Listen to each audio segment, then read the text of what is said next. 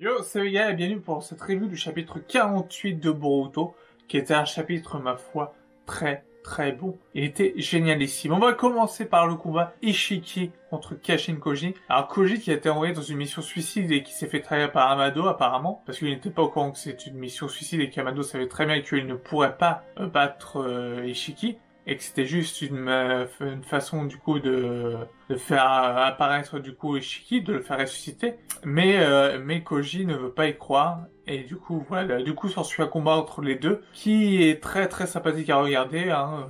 Koji qui utilise des techniques de Jiraiya, par exemple, avec ses cheveux dans tous les sens. Et Jigen qui peut du coup rapetisser tous les objets qu'il veut. De les agrandir à la taille qu'il souhaite, comme lui-même aussi. Par exemple, il a fait ça avec un petit verre de vin et les faire apparaître comme ça. Donc c'est plutôt stylé comme technique, comme botte secrète pour rapetisser les choses. Donc vous avez pu le constater, il a aussi un nouveau dojutsu Ishiki, et donc en fait ça lui permet de transposer tous les objets qu'il a rapetissés dans un coin, dans une nouvelle dimension, mais les faire appel à cet objet quand il en a besoin. Voilà, un peu comme la salle sur demande d'Harry Potter, mais en version totalement différente. Donc pas trop comme la salle sur demande, mais ça donne un exemple quand même. Et donc Ishiki a ressuscité, mais il lui reste que quelques jours à vivre, environ 3 jours à vivre, et il n'a plus de coup de possesseur de Kama, et il n'a plus de corps pour ressusciter. Donc il lui faut forcément un corps, et pour ça, Amado dit clairement qu'il ne faut pas que Naruto et Sasuke ne doivent pas se rendre directement là où est Kara, parce que c'est pas eux ils s'en foutent, tu vois, et Ishiki s'en fout de Naruto et Sasuke. Lui ce qui l'intéresse c'est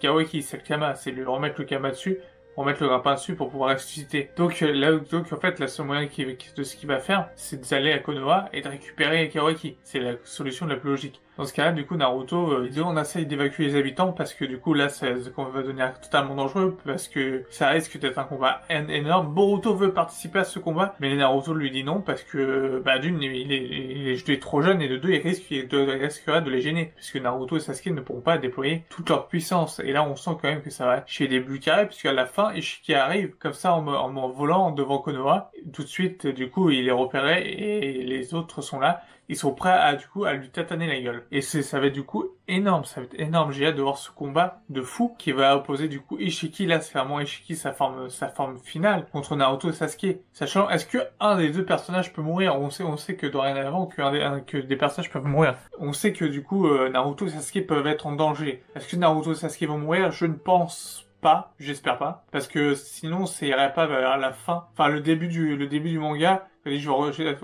Quoique, ce qui est possible, aussi Naruto peut mourir. Naruto peut mourir pendant ce combat-là. Sasuke, non, je vois pas Sasuke mourir maintenant. Mais Naruto peut mourir pendant ce combat-là, parce que ça change rien, finalement, la phrase du tout début du tome 1 que Kawaki dit, je vais te faire rejoindre ton père, enfin, le 7e Hokage, alors que du coup, il aurait pu mourir bien avant, tu vois, il peut mourir 3 ans auparavant. Voilà, ça peut être un élément fort et choquant de faire mourir Naruto maintenant, parce que franchement, c'est une claque monumentale. Ce chapitre, il est énorme, parce qu'il met des enjeux, il met de la tension, il met pas mal de choses dedans, et donc on a envie de savoir la suite, on a envie de savoir comment ça va finir. On sent que du coup l'ellipse temporelle est très proche, même oui, elle est très proche, et du coup on se doute qu'il va se passer quelque chose, on se doute aussi qu'il va se passer quelque chose avec Koji, puisque Koji s'est barré avec une invocation inversée il me semble, du coup il est quelque part, moi je sais pas où, peut-être qu'il s'est rendu à Konoha aussi, pour avertir Naruto et Sasuke, peut-être, mais en tout cas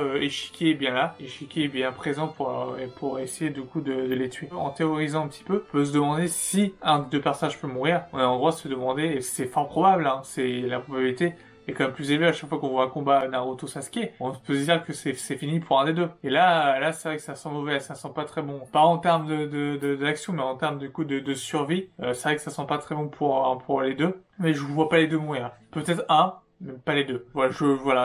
C'était un chapitre magnifique.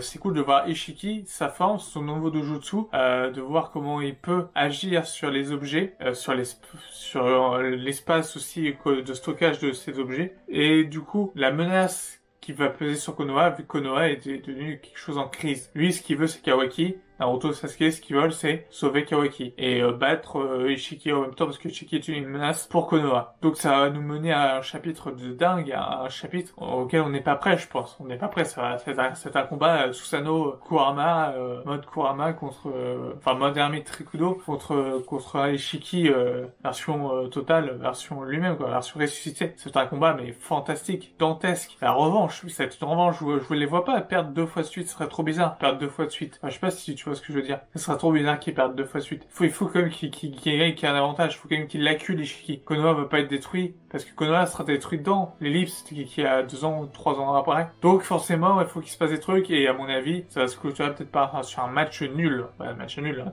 comme ça parce que c'est pas vraiment un match, vu que c'est un combat à mort. Donc voilà, je sais pas ce que t'en as pensé toi de ce chapitre. Est-ce que t'as aimé ou pas? Est-ce que c'était une claque ou une révélation? Pour toi, n'hésite pas à me le dire en commentaire et de ce que tu penses de ce qui va se produire dans la suite du coup de Boruto. Est-ce que Naruto Sasuke va mourir? Est-ce que Naruto va mourir ou est-ce que c'est plutôt Sasuke qui va mourir? Donc voilà, n'hésite pas à me le dire en commentaire. Sur ce, porte-toi bien, je te dis à une prochaine. Ciao!